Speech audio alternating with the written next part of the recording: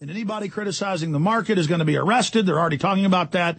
Because anybody criticizing the Federal Reserve, you're the ones that caused this. If you would have just done everything they said, they wouldn't have had to become dictators. Okay, and Northcom wouldn't have to be on the streets. All right.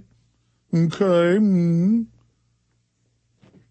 all the yuppies will chatter and get their newspapers out when they're at the bar and talk and agree with the experts on TV, and they'll all line up and do what they're told.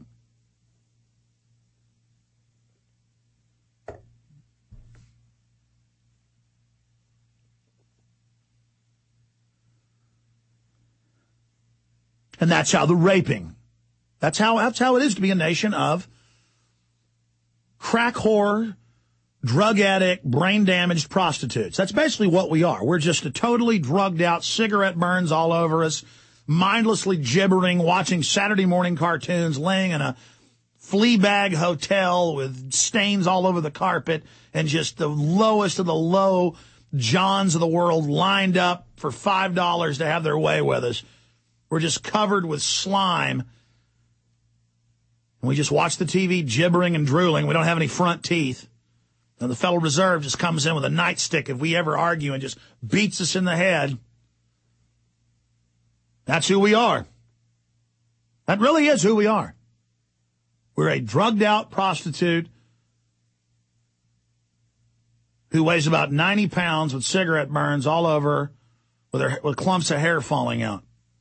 A crack whore, right on the end, right on the edge, be dead soon, be taken out and thrown in a river, and nobody in the world will care. Because after all, we were that crack whore. We were that arrogant, evil country. Sucked dry, totally imploded. And I'm sorry to use analogies like that, but that's what we are, a toothless crack whore with crust all over our eyes. We were once a beautiful 18-year-old woman who ran away from home, ran away from the church, ran away from goodness. We were going to live on the streets. We were going to make it big in Hollywood. And now we're a crack whore with our hair falling out.